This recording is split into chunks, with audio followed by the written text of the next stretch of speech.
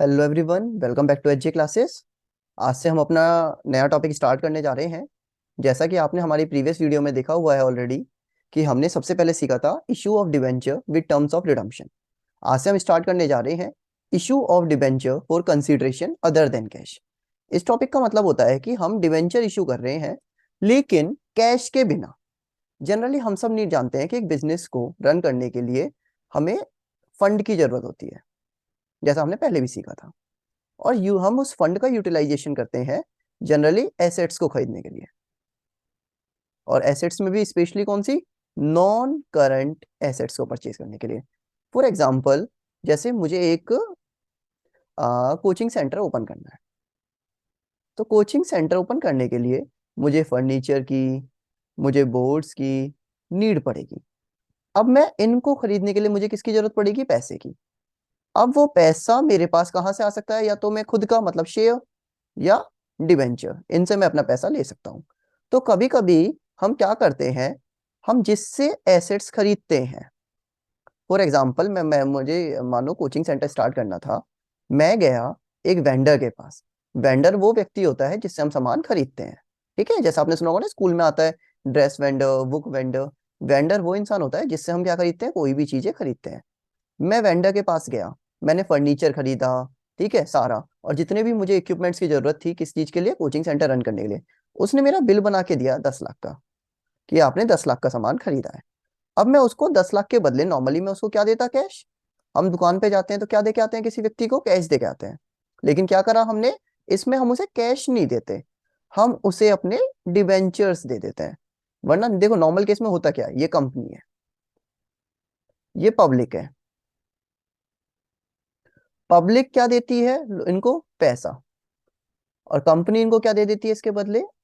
Debentures. ठीक है, normal यही सीखा था ना अभी हमने अपनी प्रीवियस वीडियो में, ये डिस्कस किया है। और उसके बाद हम लोग क्या करते हैं, ये कंपनी है, फिर कंपनी इस पैसे को लेके अलग अलग वेंडर्स के पास जाती है। ठीक है, तो वेंडर्स से क्या होता है? कंपनी लेती है एसेट्स, और कंपनी इनको क्या देती है? पैसा। ठीक है, अगर हम दोनों जगह से इस कैश को एलिमिनेट कर दें, ठीक है, जिस वेंडर ने हमें क्या दी? कंपनी को एसेट्स, हम उसके बदले उसे क्या दे दें? डिबेंचर। इसी प्रोसेस को कहते हैं issue of debenture for consideration other than cash. Consideration का मतलब होता है के बदले। एसेट्स के बदले हमने उन्हें क्या दे दिए? डिबेंचर दे दिए। तो इसका नाम क्या हो गया? Issue of debenture for consideration other than cash. हमने कैश के बदले क्या दे दिया बेटा? उन्हें डिबेंचर दे दिया। ठीक है, अब इसमें एक लाइन और लिखी है कि हम डिबेंचर प्रमोटर को भी दे देते हैं और अंडरराइटर को भी दे देते हैं। तो बेटा ये वाला टॉपिक है ना, हम अपने नेक्स्ट वीडियोस जो हमारी आने वाली है पूरी सीरीज, उसमें हम ये पूरा टॉपिक डिस्कस करने वाले हैं। अभी हम सिर्फ और सिर्फ वेंडर की स्टडी करेंगे कि हम जब डिबेंचर इशू किसको कहते हैं? वेंडर। वेंडर कौन होता है? जिससे हम सामान खरीदते हैं। तो इसका हम सबसे पहला केस डिस्कस करेंगे। जब कोई एसेट या किसी का पूरा बिजनेस खरीदा जाता है, जब हम किसी वेंडर से या तो एक एसेट लेते हैं, ठीक है, कोई भी एक एसेट, या किसी का रनिंग बिजनेस हम खरीद लेते हैं। देखो, बहुत पॉसिबिलिटी है कि हम एक एसेट खरीदें या किसी का रनिंग बिजनेस। अगर हमने एक एसेट खरीदा, देखो मैं यहाँ और लगा देता हूँ, इन दोनों में से कोई एक एंट्री होगी। अगर हमने किसी का एक एसेट खरीदा तो एसेट का बैलेंस कैसा होता है? डेबिट। तो एंट्री क्या होगी? Asset account debit to vendor. Vendor कौन? जिससे हमने सामान खरीदा। अब जिससे हम सामान खरीदेंगे हमारे सिर पे क्या बढ़ जाएगी? लाइबिलिटी। और लाइबिलिटी का बैलेंस कैसा होता है? क्रेडिट बैलेंस होता है। तो एंट्री क्या होगी? Asset account debit to vendor. ठीक है, इसके बाद अगर हम किसी का पूरा बिजनेस खरीद रहे हैं, पूरा बिजनेस का मतलब होता है रनिंग बिजनेस, जो बिजनेस चल रहा था। जो बिजनेस चलेगा तो भाई एक नॉर्मल सा बिजनेस होता है, हर बिजनेस के पास कुछ एसेट्स होती हैं और कुछ लाइबिलिटीज होती हैं। तो जब हम किसी का रनिंग बिजनेस खरीदते हैं तो हम उस बिजनेस की एक कीमत डिसाइड करते हैं, और उस कीमत को कहते हैं परचेज कंसीडरेशन। परचेज कंसीडरेशन मतलब जितने में बिजनेस खरीदा, जितने में बिजनेस खरीदा। ठीक है, तो हम उसमें ये एंट्री पास करते हैं। लेकिन इस एंट्री को समझने से पहले हमें एक टॉपिक समझना पड़ेगा, जिसको मैं पहले समझा देता हूँ। देखिए बेटा, जब भी हम किसी का पूरा बिजनेस खरीदते हैं, हम उस बिजनेस की नेटवर्थ निकालते हैं। हम लोग, आप लोगों ने पढ़ा होगा नेटवर्थ, इसका दूसरा नाम होता है बेटा नेट एसेट। ठीक है, इसको निकालते कैसे हैं बेटा? Assets minus liability. जितनी एसेट्स हैं उस बिजनेस की और जितनी लाइबिलिटी। एक एग्जांपल समझो, मैं एक बिजनेस खरीदने गया, उस बिजनेस की एसेट्स थी 50 लाख की और लाइबिलिटी थी 10 लाख की। तो इस बिजनेस की नेटवर्थ कितनी है? कितने रुपए का होगा ये बिजनेस? कैसे निकालेंगे नेटवर्थ, कोई बताएगा मुझे? इस बिजनेस की नेटवर्थ कैसे निकलेगी? Asset minus liability. Assets minus liability. Assets हैं 50 लाख, लाइबिलिटी 10 लाख, तो नेटवर्थ कितनी हो गई? 40 लाख। अगर ये बिजनेस, देखिए नेटवर्थ कम है परचेज कंसिडरेशन से। कम है परचेज कंसिडरेशन का मतलब, मानो हमने बिजनेस कितने का है? 40 लाख का, और हमने ये खरीदा है इससे ज्यादा में। मानो हमने 50-55 लाख में बिजनेस खरीदा, और अब बिजनेस है कितने का? 40 लाख का। तो हमने उसे 15 लाख एक्स्ट्रा दिए। जो एक्स्ट्रा दिए वो हमने उसके किस चीज के दिए होंगे? गुडविल के दिए होंगे। ठीक है। और अगर हमने वही सेम बिजनेस 40 लाख से कम में खरीदा, कम में खरीदने का मतलब होता है जैसे मैंने उसको 30 लाख में ही खरीद लिया। ठीक है। जब नेटवर्थ हमारी ज्यादा होती है परचेज कंसिडरेशन से, तो हमारा बैलेंस क्या होता है बेटा? Capital reserve. मतलब हमें कैपिटल नेचर का क्या हो गया? फायदा हो गया। तो इसे हम कहेंगे कैपिटल रिजर्व। ठीक है, इसको समझने के लिए हम एक एग्जांपल और देखते हैं। राजा लिमिटेड ने एक रनिंग बिजनेस खरीदा शेषा लिमिटेड का। कितने में खरीदा? 52 लाख। तो इसको हम बेटा कहते हैं परचेज कंसिडरेशन। क्या कहते हैं इस चीज को हम? Purchase purchase consideration. कंसिडरेशन। कितने रुपए में खरीदा? 52 लाख में। इस बिजनेस की एसेट्स कितनी थी? 80 लाख। लाइबिलिटी कितनी थी? 20 लाख। हमें बताना है कि गुडविल है या कैपिटल रिजर्व। तो सबसे पहले हम निकालेंगे नेटवर्थ। कोई भी, जब भी हम किसी का रनिंग बिजनेस खरीदते हैं, सबसे पहले हमें नेटवर्थ देख लेनी है। तो नेटवर्थ कैसे निकलती है? Assets minus liability. एसेट्स कितनी है? 80 लाख। लाइबिलिटी कितनी? 20 लाख। तो नेटवर्थ कितनी आ गई बेटा? 60 लाख। नेटवर्थ कितनी आ गई बेटा हमारी? 60 लाख आ चुकी है। अब जब नेटवर्थ हमारी 60 लाख है, ठीक है बेटा, और हमने परचेज कंसिडरेशन कितना है? 52 लाख। तो बताओ हमारी नेटवर्थ ज्यादा है purchase consideration? Since net worth greater than purchase consideration, तो बिजनेस कितने का है? 60 लाख का, और हमने खरीद कितने में लिया? 52 लाख में। तो गुडविल है या कैपिटल रिजर्व? हमने 60 लाख की चीज 52 लाख में खरीद ली, हमें फायदा हुआ या नुकसान हुआ? बताओ कोई। हमने 60 लाख की चीज 52 लाख में खरीद ली, फायदा है नुकसान? फायदा हुआ है। फायदा। तो उसी फायदे को क्या कहते हैं? Capital reserve. कितने का कैपिटल रिजर्व है? 60 लाख की चीज 52 लाख में खरीद ली, तो 8 लाख का हमारा क्या है मेरे बच्चों? कैपिटल रिजर्व है। समझ आया बेटा यहां तक सभी को? यहां तक समझ आया सभी को? हाँ भाई। चलो अब हम आगे चलते हैं। भाई अगर वेंडर की जगह नेम नेम दे रखा हो तो क्या करेंगे? तो बेटा नाम लिखेंगे उसका। वेंडर तो एक ग्रुप है ना, एक नाम होता है उसका। अगर आपको नाम दिया कि आपने हर्षित से खरीदा तो हर्षित का नाम डाल दो, राघव से खरीदा राघव का नाम डाल दो। ये तो वेंडर, तो बस उसको तो फिर आइडेंटिफिकेशन है। वें नाम दे तो हम नाम ठीक लिख है। देंगे एंट्री में। तो जब किसी का बिजनेस खरीदते हैं तो क्या एंट्री करते हैं? Sundry assets account debit. अगर गुडविल आए तो डेबिट कर दो, कैपिटल रिजर्व आए तो क्रेडिट कर दो। टू सन्ड्री, इन दोनों में से लेकिन हमेशा कोई एक आएगा, एनी वन। कभी कभी ठीक ऐसा होता है है। ना तो गुडविल आती ना कैपिटल रिजर्व। मानो 60 लाख का बिजनेस 60 लाख में खरीद लिया, तो ना तो गुडविल होगी और ना ही कैपिटल रिजर्व होगा। ये भी पॉसिबल है। ये तो हो गई एक एसेट खरीदने की या बिजनेस खरीदने की बात। अब हम बात करते हैं डिवेंचर देने की। तो हमने पहले ही सीखा था डिवेंचर इशू हो सकता है पार पे भी, प्रीमियम पे भी, और डिस्काउंट पे भी।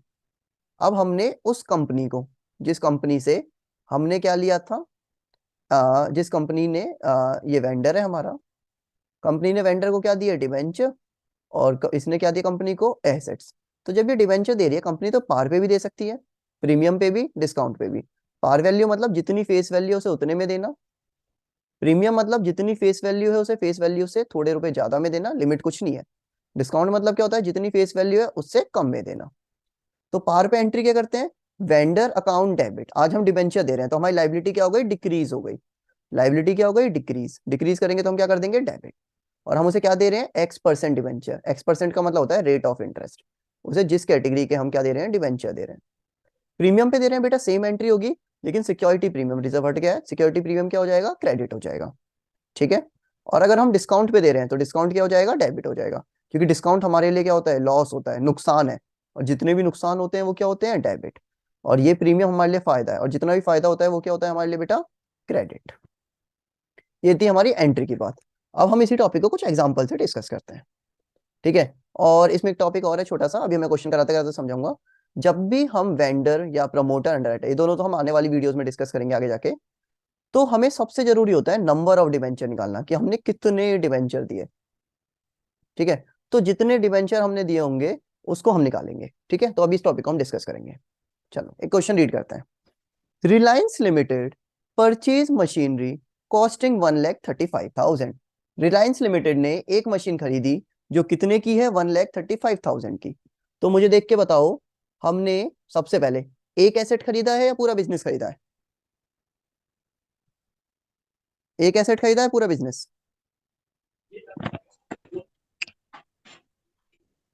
बताइए जल्दी बेटा, इतना टाइम क्यों लगता है आप लोगों को। भैया एक एसिड खरीदा है। जब एक एसेट खरीदा है तो एंट्री क्या होगी, asset account debit to vendor.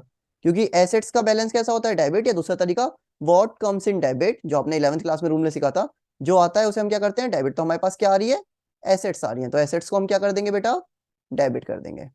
समझ आया ये वाली चीज। चलो तो हम एंट्री करते हैं।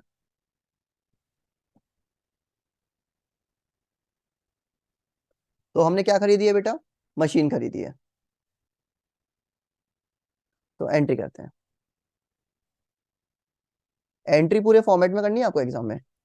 Machine account debit to vendor, हमें वेंडर का नाम नहीं दिया। मशीन कितने की खरीदी है, 1,35,000।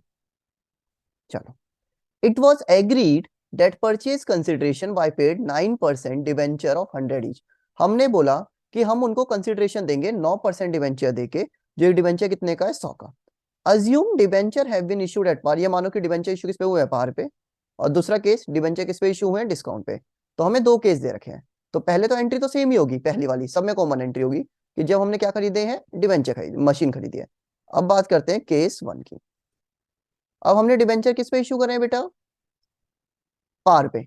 तो पार की एंट्री हमने सीखी थी, vendor account debit to X%, और यहाँ रेट दे रखा है हमें ऑलरेडी 9%। इस 9% से ना बेटा कंफ्यूज नहीं होना, ये डिवेंचर का नाम है। जब भी हम ये काम करते हैं तो हमें सबसे पहले निकालना होता है कितने डिवेंचर हम इसे देंगे। जो भी मैंने ऊपर बता रहा था ना कि ये कैलकुलेशन करेंगे, नंबर ऑफ डिवेंचर, फॉर्मूला होता है अमाउंट पेएबल, जितने रुपए देने हैं। तो बेटा एक एसेट खरीदी कितने की, 1,35,000 की। क्या हमने इसे थोड़ी बहुत पेमेंट की है कैश में या नहीं की, क्या कुछ लिख रहा है क्वेश्चन में ऐसा कि हमने इसे थोड़ा बहुत कैश दे दिया, नहीं जी, ऐसा तो कुछ भी नहीं लिख रहा हमारे क्वेश्चन में। तो हमें उसे भी कितने रुपए पे करने हैं, 1,35,000। और एक डिवेंचर है कितने का, 100 का। तो कितने डिवेंचर हो गए, 1,350 डिवेंचर देंगे हम उसे। यहां तो बेटा सेम अमाउंट आ जाता है। और हम उसे कितने डिवेंचर दे रहे हैं, 1,350 इंटू 100। बहुत से बच्चे सोचेंगे ये तो दोनों में सेम ही आ जाता है, क्यों करा बेटा, ये वाला अमाउंट प्रीमियम में और डिस्काउंट में अलग अलग हो जाता है, इसलिए हम इसको करके दिखाया आप लोगों को। ठीक है। अब हम आते हैं केस 2 पे। केस 2 क्या कह रहा है, डिवेंचर किस पे इश्यू हुए हैं,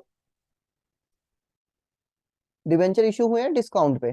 तो डिस्काउंट हमारे लिए क्या होता है बेटा, नुकसान होता है।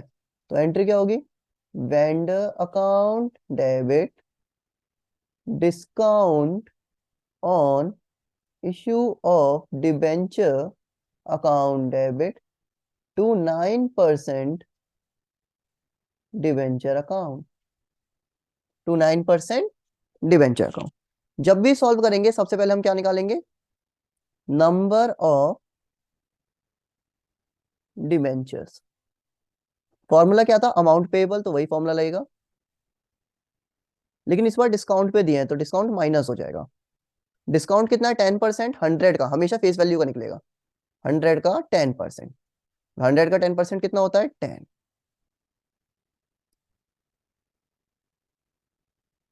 जल्दी से डिवाइड करें, कितना आएगा 1500 डिबेंचर्स। हमने इसे कितने डिबेंचर दिए 1500। वेंडर में वही अमाउंट आता है जितने रुपए के हमने मशीन खरीदी थी। डिस्काउंट में आएगा बेटा, कितने डिबेंचर है 1500 और डिस्काउंट कितने का दिया 10 रुपए का, तो ये कितना आ गया 15,000। 9% में आएगा, कितने डिबेंचर हैं 1500, एक डिबेंचर कितने का है 100 का, तो ये आ गया 1,50,000। एक बार टोटल करके देखो, डेबिट और क्रेडिट का टोटल सेम बैठ रहा है। डेबिट का टोटल भी 1.5 लाख, क्रेडिट का टोटल भी 1.5 लाख, इसका मतलब हमारा सॉल्यूशन सही है। बताइए, क्लियर है वाला क्वेश्चन सभी को या नहीं? बेटा क्लियर है?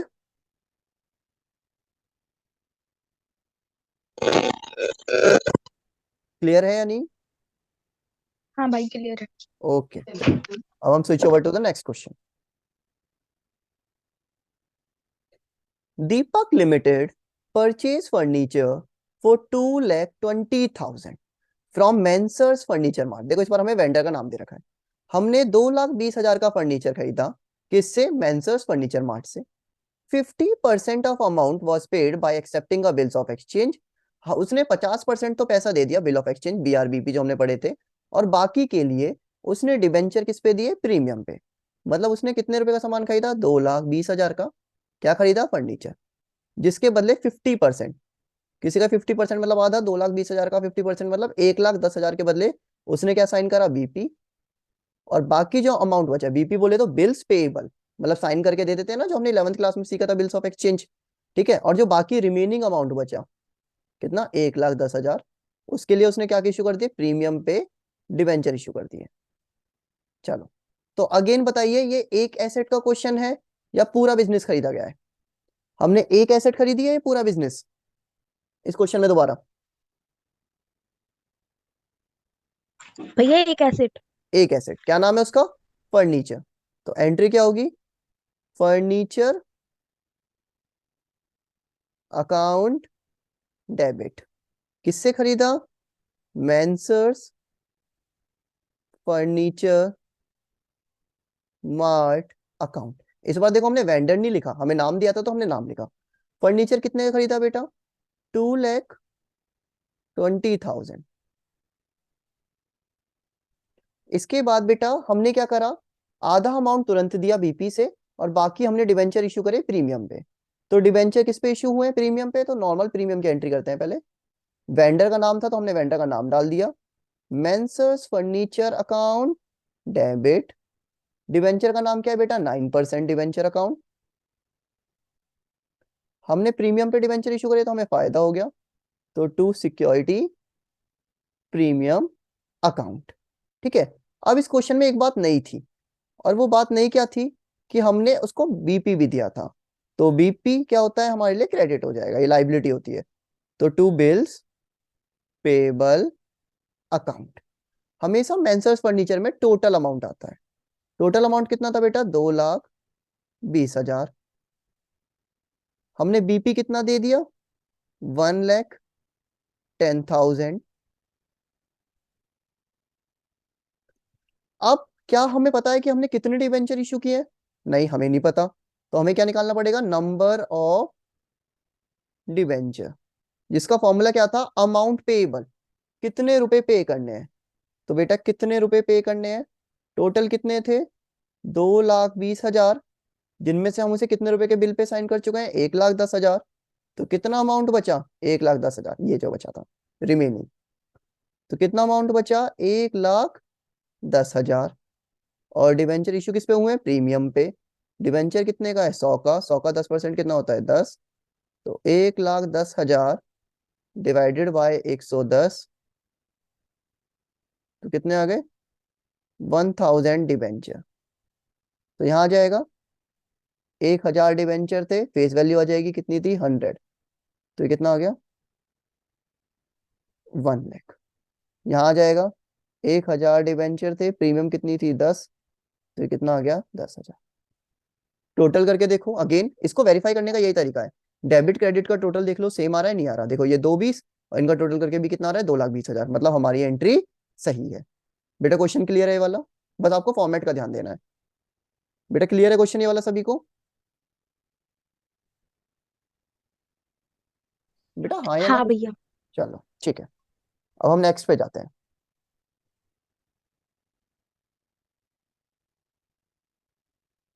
चलिए बिना हम टाइम वेस्ट करें नेक्स्ट क्वेश्चन को भी रीड करते हैं जल्दी से।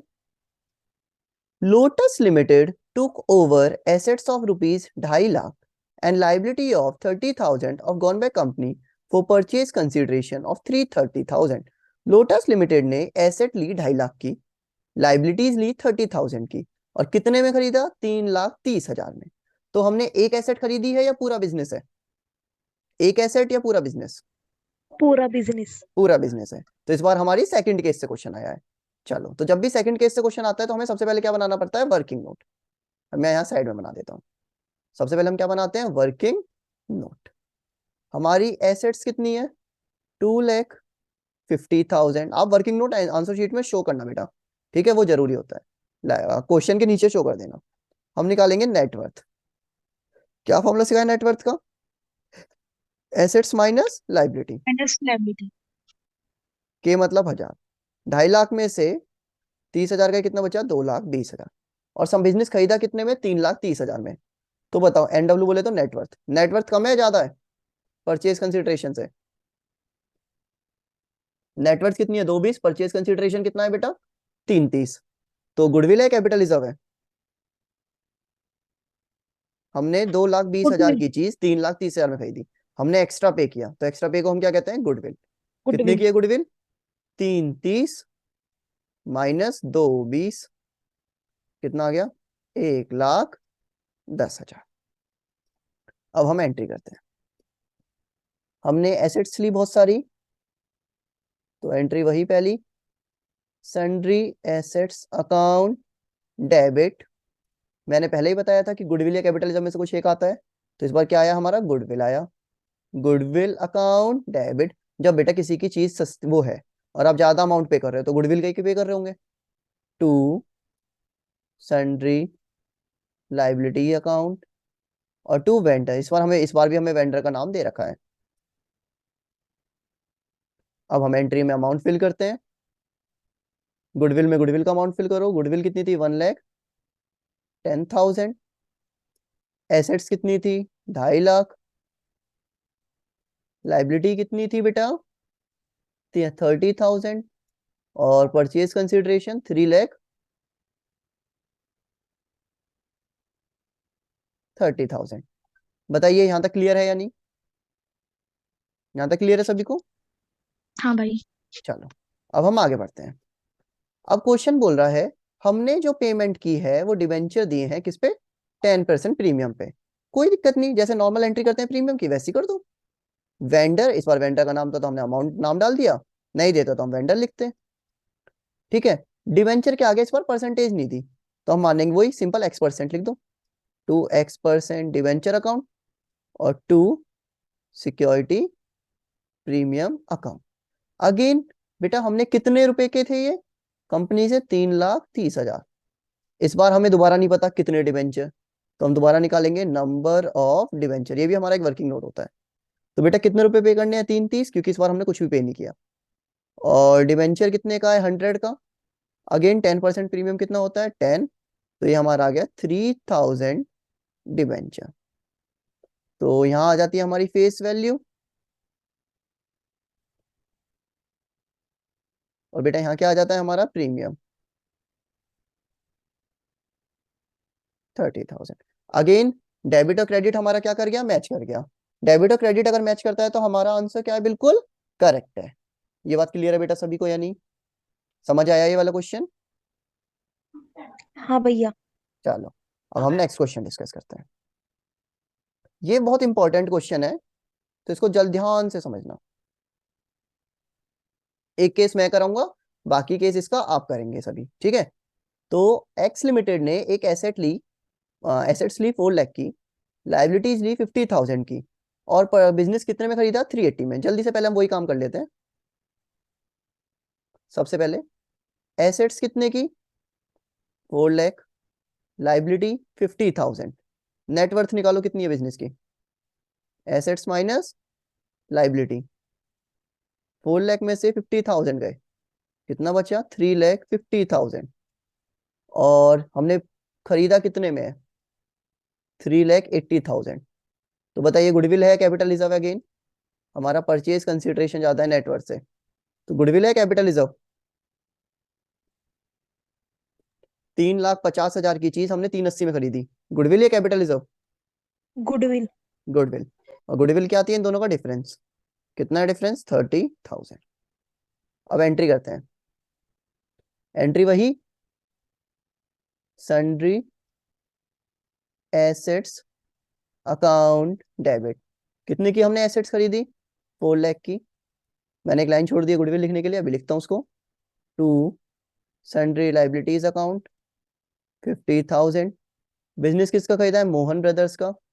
तो टू मोहन ब्रदर्स कितना बेटा खरीदा हमने? 3,80,000। और इससे हमारी निकल के क्या आ गई? गुडविल। कितने की आई थी? 30,000। हमने टोटल देखा, दोनों साइड का टोटल सेम आ रहा है। इसमें बेटा जानते एक लाइन लिखी है, ये एग्री हुआ कोई भी फ्रैक्शन कैश में आएगा। तो अभी मैं समझाऊंगा ये बात क्यों लिखी गई है। इसके लिए मेरा ए वाला तो बहुत सिंपल केस है, मोहन ब्रदर्स 2% डिवेंचर 380 आ जाएगा। तो ये वाला मैं नहीं करा रहा, मैं सेकंड वाला केस करा रहा हूँ, बी वाला। हमने डिवेंचर दिया डिस्काउंट पे, तो देखो हमने सीखा क्या है। जब डिस्काउंट पे देता है तो हमने तो ये सीखा था, Mohan brother account debit discount on issue of debenture account debit to, कितने परसेंट डिवेंचर है इस बार भी नहीं पता, तो 2x% डिवेंचर अकाउंट। हमने यही सीखा है। अब इसको हम अमाउंट फिल करते हैं। अमाउंट फिल करने से पहले सबसे पहले निकालते हैं नंबर ऑफ डिवेंचर। बेटा कितने रुपए पे करने हैं हमें? 3,80,000।